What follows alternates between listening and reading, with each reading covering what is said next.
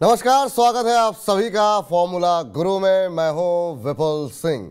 Formula गुरु में हर हफ्ते हम एक नई थीम के साथ आपके साथ आते हैं और जिससे कि आपका पोर्टफोलियो न सिर्फ सुरक्षित रहे बल्कि उसमें लगातार बढ़ोतरी देखने को मिले। इसी क्रम में आज हम बात करेंगे कि बाजार लंबे समय से एक दायरे में काम कर रहा है और बाजार की दिशा तय करने के लिए अब जो दो बड़े ट्रिगर हमारे सामने हैं वो है, एक तो चौथी तिमाही के नतीजे और दूसरा है मानसून। नतीजों पर बातचीत फिर कभी करेंगे, लेकिन मौसम पूर्वानुमान एजेंसी स्काईमेट के मुताबिक इस बार 20% संभावना इस बात की बन रही है कि सूखा पड़ सकता है और 40% संभावना इस बात की है कि बारिश सामान्य से कम रह सकती है। तो वहीं आईएमडी की तरफ से कहा गया है कि मानसून सामान्य रहेगा।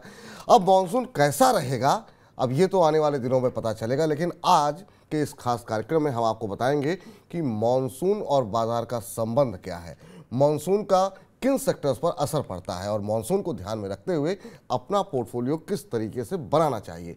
तो आज के शो की शुरुआत करें उससे पहले जरा उन बड़े सवालों पर नजर डाल लेते हैं जिनके जवाब आज हम अपने कार्यक्रम में तलाशेंगे। तो एक एक करके वो सवाल स्क्रीन पर आते हैं, अब देखते हैं।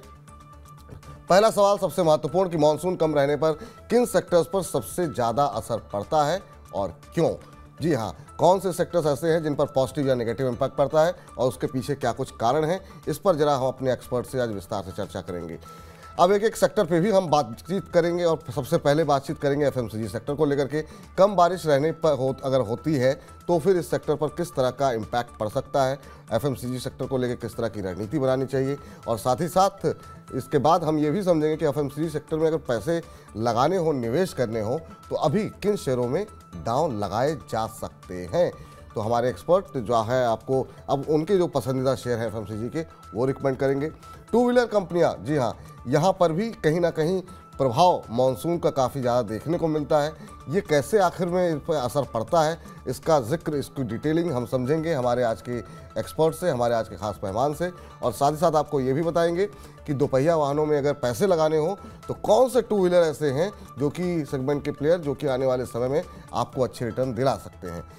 तो अगला महत्वपूर्ण सेक्टर जिस पर की नज़रें सबकी लगी रहती हैं, खासतौर से जब भी मानसून से जुड़ी खबरें आती हैं, वो होता है केमिकल और फर्टिलाइज़र। यहाँ पर किस तरीके का कनेक्शन है इनका मानसून के साथ, और मानसून कम होने पर इनको क्या फ़ायदा होता है या नुकसान होता है, या नुकसान होता है तो कितना हो सकता है, ये हम अपने एक्सपर्ट से समझेंगे। और साथ ही साथ ये भी जानेंगे कि केमिकल और फर्टिलाइज़र कंपनियों में अगर निवेश करना हो तो आखिर में वो कौन सी कंपनियाँ हैं जहाँ पर अभी दांव लगाने का सही वक्त आ चुका है। अगला सेक्टर पर नजर डालते हैं तो वो है सीमेंट सेक्टर। जी हाँ, सीमेंट कंपनियों की जो बिक्री होती है उसका मानसून पर क्या असर देखने को मिलता है, और सीमेंट कंपनियों में अगर पैसे लगाने हो तो क्या कोई कंपनी ऐसी है जो कि आने वाले दिनों में, खासतौर से अगले 2-3 महीने के लिहाज से, क्योंकि मानसून में अब ज़्यादा वक्त रहा नहीं है, वो काफ़ी अच्छे रिटर्न दे सकती हैं। तो इस पर भी हम चर्चा करेंगे। और साथ ही साथ एक और सेक्टर जेम्स एंड ज्वेलरी, यहाँ पर किस तरीके का इम्पैक्ट रहता है, इम्पैक्ट होता भी है कि नहीं होता है, क्योंकि यहाँ पर हम देख रहे हैं काफ़ी दिनों से इस सेक्टर को लेकर काफ़ी ज़्यादा जो है बज़ बना हुआ है। तो इसके पूरे फंडामेंटल्स को हम समझेंगे अपने आज के एक्सपर्ट के साथ। साथ ही साथ आपको सिंचाई कंपनियों के बारे में भी बताएंगे कि सिंचाई कंपनियों का खराब मानसून पर क्या कुछ असर रहता है और क्या खराब मानसून अच्छे संकेत है सिंचाई कंपनियों के लिए, और सिंचाई कंपनियों में कौन सी इरिगेशन कंपनी ऐसी है जहां पर निवेश किया जा सकता है, पैसे लगाए जा सकते हैं। ये भी हम आज के मेहमान से आपको पूछ करके बताएंगे। चलिए, वक्त हो गया है अपने कार्यक्रम के आगाज़ का और आपको रूबरू कराते हैं हमारे आज के फॉर्मूला गुरु जेआरके सिक्योरिटीज़ के CEO wealth management Santosh Singh ji से। संतोष जी, बहुत बहुत आभार, अभिनंदन आज के इस कार्यक्रम में जुड़ने के लिए। और जब भी आप कार्यक्रम में जुड़ते हैं तो कार्यक्रम को चार चांद लगते हैं, और आज काफ़ी महत्वपूर्ण विषय पर हम बातचीत करने जा रहे हैं और इससे देश की अर्थव्यवस्था भी काफ़ी हद तक जुड़ी होती है। लेकिन आज की चर्चा शुरू करें उससे पहले जरा बाज़ार पर आपकी राय जानना चाहेंगे। करीब 4-5 महीने हो गए बाज़ार एक दायरे में फंसा हुआ है, और ख़ास तौर से 4 महीने पिछले ऐसे रहे हैं जब नेगेटिव क्लोजिंग देखने को मिली है series the series. April series से क्या कुछ उम्मीदें हैं आपकी? धन्यवाद Vipul ji for having me on your show. जहाँ तक बाजार की बात है कि इतने दिनों से प्रेशर होने के बाद जैसे ही वित्तीय वर्ष चेंज हुआ है, हमने थोड़ी जो है अपटिक देखी है, बाजारों में फिर से थोड़ी तेजी लौटती हुई देखी है, क्योंकि विदेशी खरीदार भी लौटे हैं हमारे मार्केट में।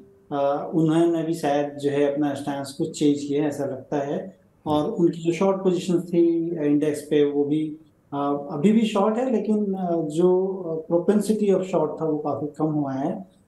लेकिन अभी भी चैलेंजेस हैं, जैसा कि आप बात कर रहे हो कि जो मौसम है, क्योंकि कहते हैं कि मौसम ही हर चीज के लिए गुनाहगार हुआ करता है।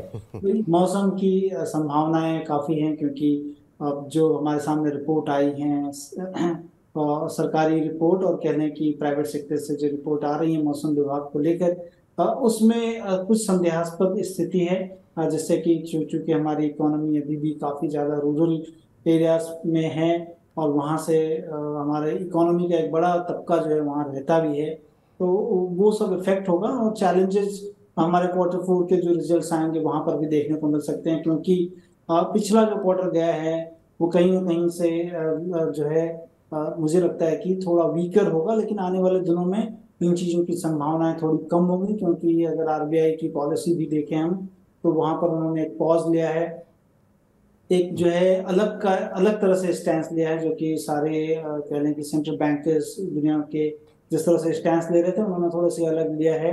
जी। तो हो सकता है कि थोड़ी रिलीफ मिल सकती हो। और टेक्निकल अगर बात कर लें निफ्टी पे, तो 17,600 के आसपास एक ब्रेकआउट जैसा दिखा है उसमें, क्योंकि चैनल ब्रेकआउट हुआ है, ट्रेंड लाइन को ब्रेकआउट करके मार्केट ऊपर की तरफ है। लेकिन आने वाले दिनों में मुख्य रिजल्ट्स आने वाले हैं, देखना होगा कि मार्केट कैसी जो है दिशा और दशा रहती है इसकी। जी। लेकिन एक ब्रेकआउट जैसी स्थिति डेफिनेटली है, तो लाइट इन द टनल जरूर दिख रही है। ठीक। चलिए अब आज की थीम पर वापस लौटते हैं। और थीम जैसा कि आपने भी बताया कि अब काफ़ी कुछ निर्भर करता है आने वाले जो बड़े ट्रिगर्स हैं, जिसमें हम फोर्थ क्वार्टर के नंबर देखेंगे और मानसून एक बड़ा ट्रिगर होगा। और जो रिपोर्ट आई हैं दोनों कंट्राडिक्टरी हैं। सरकारी रिपोर्ट कह रही है सब कुछ सामान्य रहेगा, लेकिन स्काईमेट की तरफ से कहा गया है कि 20% इस बात की संभावना है कि सूखा पड़ सकता है, 40% इस बात की संभावना है कि सामान्य से बारिश कम रह सकती है। लेकिन इन सब का उलझनों को सुलझाने के लिए अब एक एक करके सवाल रखते हैं। पहला महत्वपूर्ण सवाल ये कि मानसून कम अगर रहता है सर, तो फिर अगर हम ये मान के चलेंगे अगर कम रहता है मानसून, तो कौन से ऐसे सेक्टर्स हैं जिन पर आपको लगता है सबसे ज़्यादा असर पड़ता है, और क्या कुछ इसके रीजंस हैं, वो अगर हम आपसे समझना चाहेंगे। देखिए, मानसून अगर कम होता है तो इसका मतलब हुआ कि हमारी जो बुआई का जो सीजन है वो हम कम होगा, और फसल भी आवक भी कम रहेगी, जिसे कि हम क्रॉप यील्ड कहते हैं, वो कम होगी। और अगर वो कम होती है तो डेफिनेटली रूरल इनकम कम होगी, लोगों जो गांव में आबादी रहती है उनकी इनकम कम होगी, और उनकी इनकम अगर कम होती है वो खर्च कम करेंगे, और खर्च अगर कम करेंगे तो सबसे पहला जो खर्च कम करेंगे वो होता है खाने पीने या पहनने की चीजें, जिसमें कि एफएमसीजी आता है। तो पहला सेक्टर जो सबसे फोर फ्रंट पे हिट होता है वो एफएमसीजी है। और उसके बाद हम देखें कि थोड़ी सी डिस्क्रिशनरी की तरफ चलें, कि लोग रूरल एरियाज में जो उनके आवागमन का साधन है वो टू व्हीलर्स काफी ज्यादा यूज करते हैं, तो टू व्हीलर्स हिट होगा। उसके बाद हम ट्रैक्टर देखते हैं कि ट्रैक्टर की बिक्री पर असर पड़ सकता है। फिर बैंकों को देखते हैं कि अगर जो है आमदनी कम होगी तो फार्म लोन में डिफॉल्ट होने के चांसेस बढ़ सकते हैं, तो बैंकों को एक नेगेटिव इम्पैक्ट पड़ सकता है। और दूसरी तरफ जो है पंपिंग सेट्स हैं उनके लिए थोड़ा पॉजिटिव होगा, क्योंकि अगर कुदरत की तरफ से बारिश नहीं की गई तो लोग जो है पृथ्वी के अंदर से उसको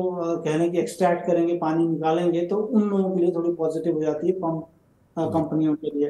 तो ये ब्रॉडली है कि मार्केट में अगर हमारी पूरी इकोनॉमी में, हमारे पूरे देश में अगर पानी कम पड़ता है जो है इस साल, तो ये सारी चीजें बैडली इम्पैक्ट होंगी। अब एक एक सेक्टर को थोड़ा खोलने की कोशिश करते हैं सर, थोड़ा और डिटेल में आपसे समझना चाहेंगे। और सबसे पहले चूंकि जिक्र आपने एफएमसीजी का किया, तो एफएमसीजी सेक्टर में ही जानना चाहेंगे कि इस पर किस तरीके का इम्पैक्ट यहाँ पर देखने को मिलता है, और कितना महत्वपूर्ण इस सेक्टर के लिए मानसून जो है वो कितनी बड़ी भूमिका निभाता है। देखिए, कहते हैं कि रूरल जो है जगह पे जितनी आबादी बसती है, भारत की एक साइजेबल जो है वो पॉपुलेशन वहाँ रहती है, और कंजम्पशन अगर इफेक्ट होता है तो एफएमसीजी जो है वो काफी बुरी तरह से इफेक्ट होने की संभावनाएं रहती हैं, कि लोग जो है थोड़ा सा खर्च अपना कम कर देंगे, हाथों को बांध लेंगे, खर्चों पे थोड़ी लगाम लगाएंगे, क्योंकि कमाई नहीं हुई है इस सीजन अगर। तो ये सारी चीजें हम कवायद कर रहे हैं कि अगर ऐसी सिचुएशन होती है तो क्या होगा। तो सबसे पहले उसमें एफएमसीजी ही हिट होता है, क्योंकि क्रॉप जो है वो कम होगी, अगर फसल कम होगी तो हमें कम मिलेगा, दाम कम मिलेंगे एक्चुअली। और मतलब परकोलेशन ऑफ मनी कह लें कि फार्मर्स के हाथ में कम होगा। और ये आगे साल इलेक्शन ईयर भी है, तो हो सकता है कि सरकार भी कुछ रिलीफ दे ताकि लोगों के हाथ में पैसे ज्यादा रहें और लोग खर्च कर सकें। अदरवाइज लोगों का गुस्सा सरकार के ऊपर भी आ सकता है, तो ये एक उसका जो है फॉलिंग जो है फॉल आउट हो सकता है। लेकिन अगर उस तरह कहें तो एफएमसीजी फोर्थ फ्रंट पे होता है, जिसे हम देखते हैं कि वो सबसे ज्यादा इफेक्ट होता है। लोग प्रसाधन की सामग्री अगर हम कह लें, जो कि एफएमसीजी का एक हिस्सा होता है, वो शायद कम कर दें यूज करना, तो आपको दिखेगा कि कंजम्पशन लेवल जो है वो धीरे धीरे कम होते जाएगा। इस बीच सर, चूंकि एफएमसीजी सेक्टर पे हमने बातचीत की, लेकिन अगर मान लीजिए सामान्य स्थिति रहती है, मानसून जैसा है एक्सपेक्टेड लाइन पे रहता है, या फिर मानसून में हल्की कमी रहती है, तो फिर आपको लगता है कि एफएमसीजी सेक्टर जो कि हम देख रहे हैं बहुत सारी कंपनियों ने जो है बाजार के दबाव में भी काफ़ी अच्छा परफॉर्म किया है।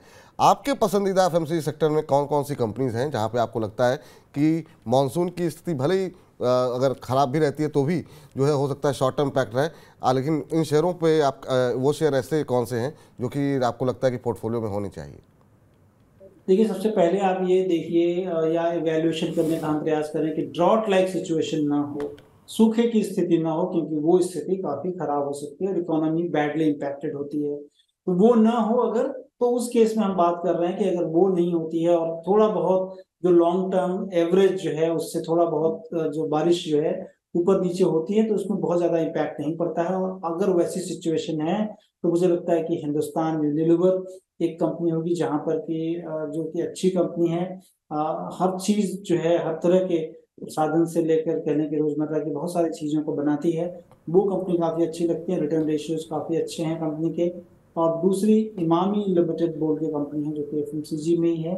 ये दो कंपनियां मुझे पसंद हैं कि अगर एल नीनो इफेक्ट अगर फेड अवे हो जाता है और बारिश जो है थोड़ा बहुत, लेट्स से कि जैसा उन्होंने बताया कि 5% either side of the long term averages अगर होता है, तो ये दो कंपनियां मुझे लगता है कि अच्छा कर सकती हैं।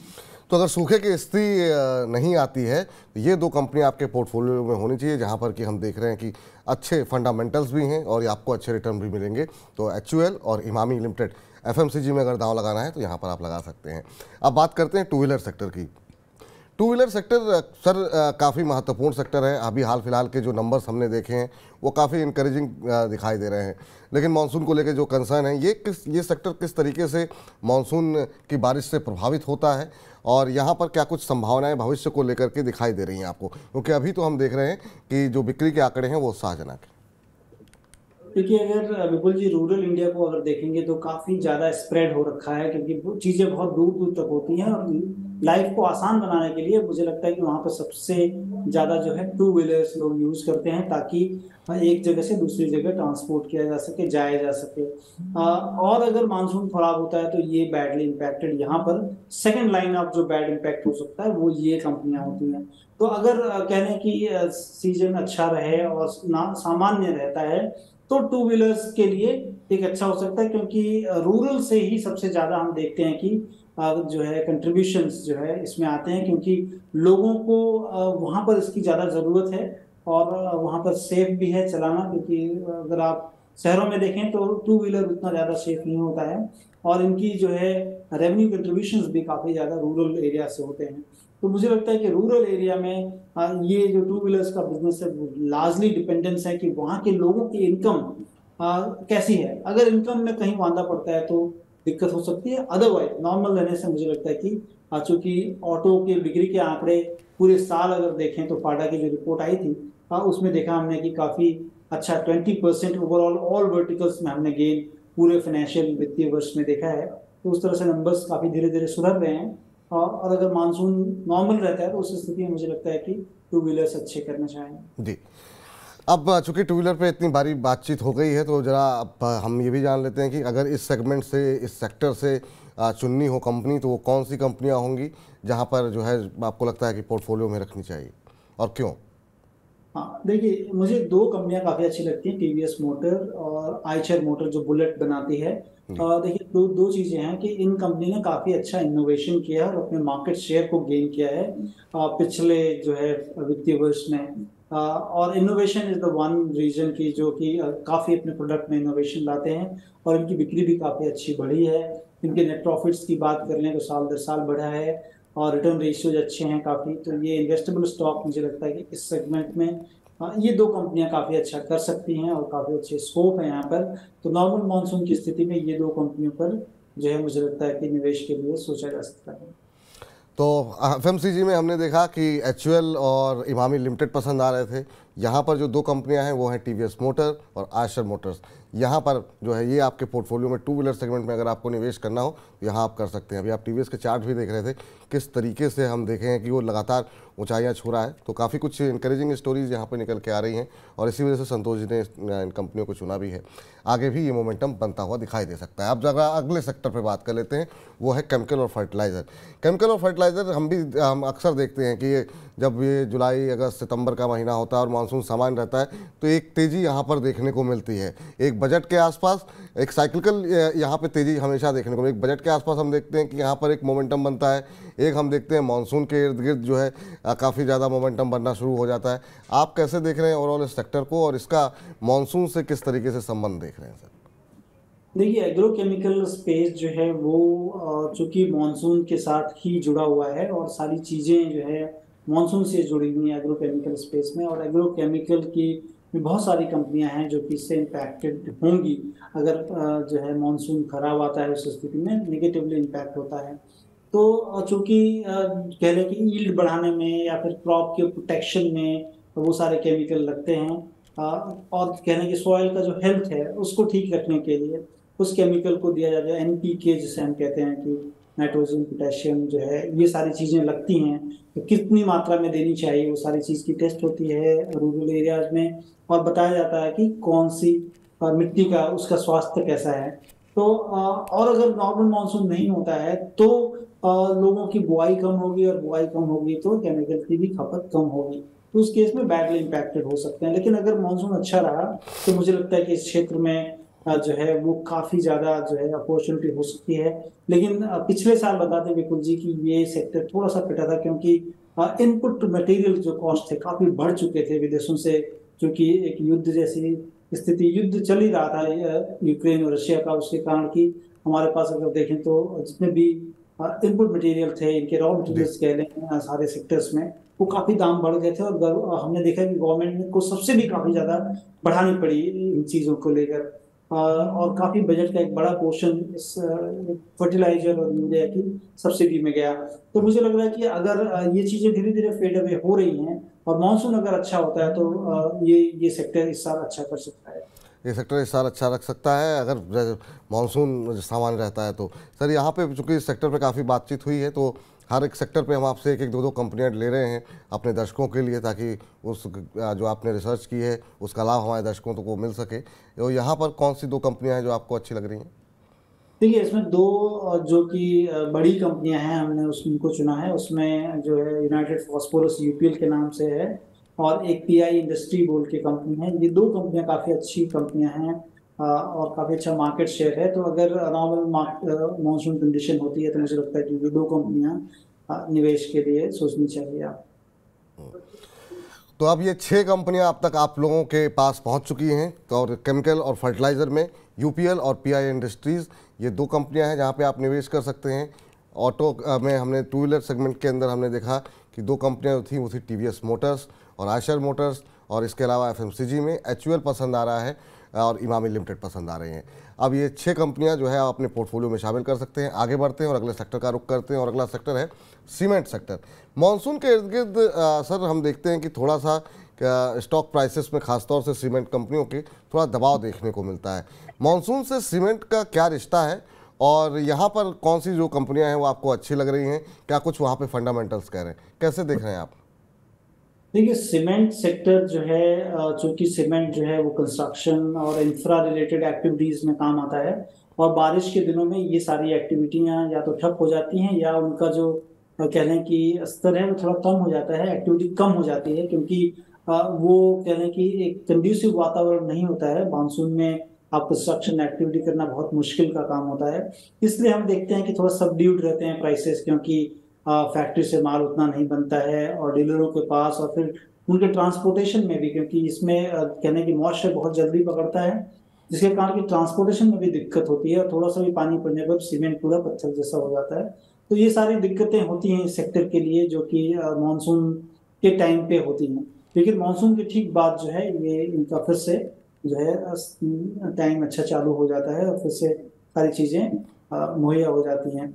तो मुझे लगता है कि ये सेक्टर भी आपको ध्यान रखना चाहिए, और थोड़ा सा जो है कि इसके बाद या आपको कहीं भी मार्केट में करेक्शन में अपॉर्चुनिटी मिलती हो, तो इसमें इस सेक्टर में दो कंपनियां हमने चुनी है। उसमें डालमिया भारत है, जो कि ऑलमोस्ट कह रहे हैं पैन इंडिया प्रेजेंस है, और एक साउथ की कंपनी है रैमको सीमेंट।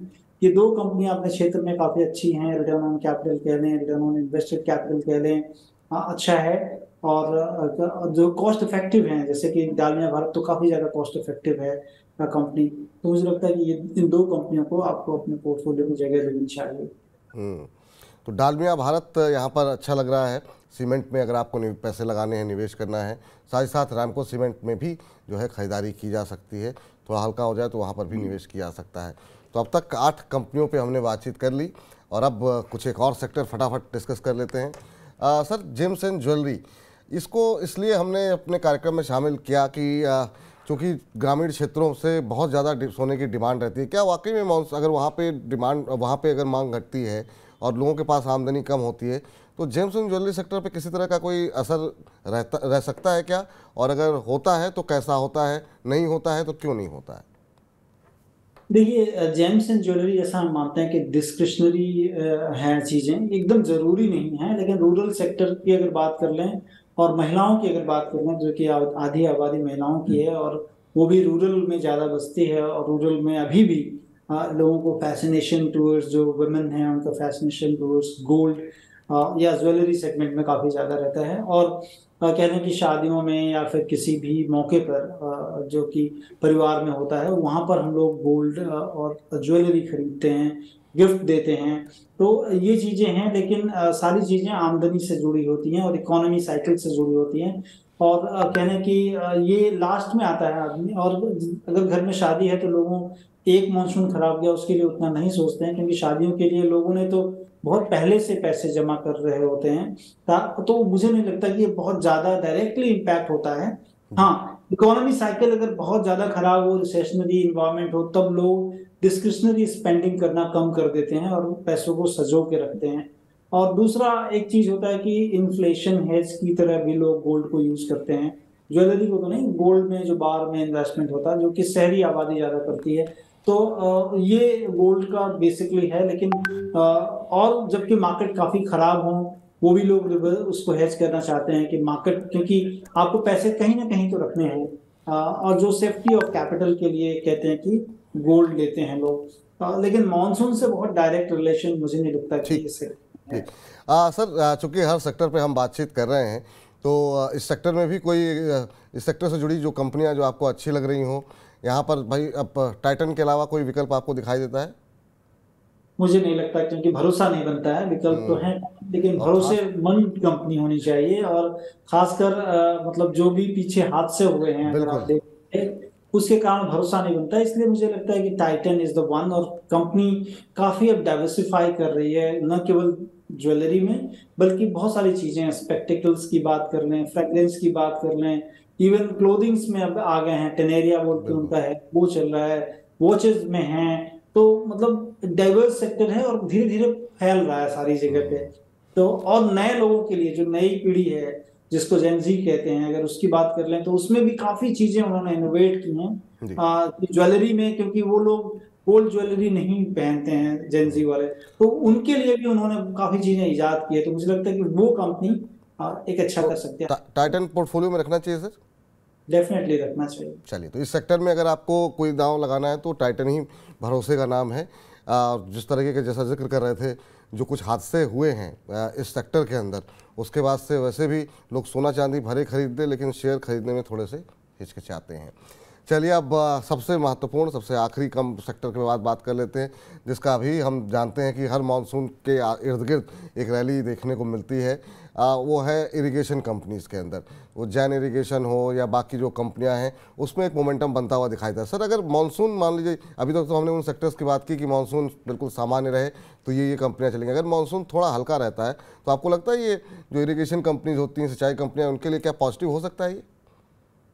देखिए डेफिनेटली होता है, क्योंकि अगर कुदरत ने आपको जो है पानी नहीं दिया, तो हम क्या करते हैं कि हम जमीन से दोहन करते हैं उस चीज का। जी। जमीन से जब दोहन करेंगे तो हमें कुछ चीजें जो इंपॉर्टेंट होंगी जिससे कि हमको लेना पड़ेगा। और उसमें मुझे लगता है कि जो पंप वाली कंपनी है, पंपिंग सेट्स जो बनाती हैं, वो ज्यादा इंपॉर्टेंट रहता है। मुझे लग रहा है कि वहां पर देखना चाहिए। बहुत सारी कंपनियां हैं, KSB पंप कह लें, किर्लोस्कर ब्रदर्स है, रोटो पंप्स हैं, शक्ति पंप्स हैं। ये तमाम कंपनियां हैं इस क्षेत्र में जहां पर कि इनको लाभ हो सकता है। तो इन कंपनियों को देखना तो चाहिए। इनमें इनमें कुछ चुनेंगे क्या सर, चाहे शक्ति पंप के? अगर हाँ, इसमें देखिए मुझे लग रहा है कि इसमें अगर चुनना है किसी को तो किर्लोस्कर ब्रदर्स मुझे एक समझ में आता है कि लेना चाहिए, और रोटो पंप से एक वहां पर ध्यान रखना चाहिए। ठीक। तो किर्लोस्कर ब्रदर यहाँ पर जो है सर को ज़्यादा अच्छा लग रहा है।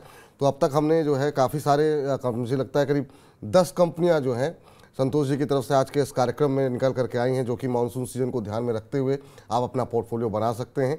एक बार जरा हम चाहेंगे कि जरा वो तमाम जो कंपनियां हैं जिस पर आज हमने चर्चा की है वो एक स्क्रीन पर लाई जाएं, ताकि जो है हम अपने दर्शकों को बता सकें कि आज की इस चर्चा का लब्बो लुआब निकल के आया क्या है। जी हाँ, मानसून सीजन में इन शेयरों में आप खरीदारी कर सकते हैं, जिसमें FMCG में HUL और इमामी लिमिटेड है, और टू व्हीलर सेगमेंट में जो पसंद आ रही है वो है TVS मोटर्स, आयशर मोटर्स। इसके अलावा रामको सीमेंट में भी अच्छा लग रहा है, UPL अच्छा लग रहा है, PI इंडस्ट्रीज़ और डालमिया भारत भी पसंद आ रहा है संतोष जी को। इसके अलावा किर्लोस्कर ब्रदर आप ले सकते हैं अगर आप इरिगेशन के क्षेत्र में या पंप से जुड़ी कंपनियों में निवेश करना चाहते हैं। ये भी मानसून का फ्लेवर का वो है। इसके अलावा एक सेक्टर जेम्स एंड ज्वेलरी पे जो हम चर्चा कर रहे थे उसमें टाइटन संतोष जी को पसंद में आ रहा है। लेकिन चलते चलते सर एक चीज़ आपसे पूछना भूल गए, जिसका जिक्र आपने शुरू में ही किया था, और वो है ट्रैक्टर कंपनियों को लेकर के। तो ट्रैक्टर्स पे सर आप किस पर दांव लगाएंगे, क्योंकि यहाँ पर तो अब हम देख रहे हैं स्कॉट्स में कुबोटा ने स्टेक ले रखा है, तो वहाँ पे वो पसंद आ रहा है आपको, या किसी और कंपनी पे? ट्रैक्टर्स में अगर निवेश करना हो तो आपके पसंदीदा कंपनी कौन सी होगी? प्रैक्टिस में मुझे लगता है कि मतलब महिंद्रा एंड महिंद्रा सिंगल मुझे अच्छा लगता है, क्योंकि महिंद्रा एंड महिंद्रा के अदर प्रोडक्ट्स भी हैं। जी। तो और उन्होंने काफी डाइवर्सिफाई किया है, और उनकी सड़कों पर काफी गाड़ियां भी दिखने लगी हैं, पैसेंजर व्हीकल्स में भी अगर आप देखें तो ये डाइवर्सिफाई प्ले होगा। और M&M will be single play. मुझे लगता है कि वो मेरी ज्यादा खासी पसंद है। तो देखिए यहाँ पर M&M में काफ़ी अच्छा मोमेंटम भी बनता हुआ दिखाई दे रहा है। बहुत बहुत शुक्रिया सर, बहुत बहुत धन्यवाद। आप जब भी आते हैं बड़ा अच्छा रहता है कार्यक्रम, और हम उम्मीद है कि मानसून सीज़न को लेकर के जो तमाम बातें थी वो हमने की, और हमारे दर्शक काफ़ी लाभान्वित होंगे, और ख़ास तौर से उनको एक अच्छा खासा पोर्टफोलियो इस जो माहौल चल रहा है उसमें बनाने का एक मौका मिला है। बहुत बहुत शुक्रिया। कोई डिस्क्लोजर आपकी तरफ से? Thank you. जितनी भी बातें हमने आपसे की हैं, ये समझिए कि सिमिलर काइंड ऑफ एडवाइस हमने अपने क्लाइंट्स को भी दे रखी है। तो इसमें एक वेस्टेड इंटरेस्ट हो सकता है। तो आप अगर कभी भी कोई भी अगर निवेश करें तो अपने इन्वेस्टमेंट एडवाइजर से जरूर इसकी सलाह लें। बहुत बहुत शुक्रिया सर, बहुत बहुत धन्यवाद आज के इस कार्यक्रम में जुड़ने के लिए। तो फिलहाल फॉर्मूला गुरु को आज यहीं समेटते हैं। आज के फॉर्मूला में हमने ये समझा कि अगर मानसून जरा भी सामान्य रहता है और सूखे ऐसी स्थिति नहीं होती जिसको कि IMD ने फिर पूरी तरीके से नकारा है, तो ये जो शेयर्स हैं वो आपके पोर्टफोलियो, आपकी पूंजी को आगे बढ़ाने में आपकी काफ़ी मदद करेंगे। बाकी अब अगले ट्रिगर की बात जो कि Q4 नतीजे हैं उस पर फिर कभी करेंगे फॉर्मूला गुरु। हमें दीजिए इजाज़त, लेकिन तमाम छोटी बड़ी खबरों के लिए आप मनी9 के साथ बने रहिए। और शेयरों से जुड़े हुए कोई भी सवाल हो तो दोपहर 2 बजे सोमवार और शुक्रवार को हम शेयर बाजार की बात करते ही हैं। तो फिलहाल आप बने रहिए मनी9 के साथ। नमस्कार।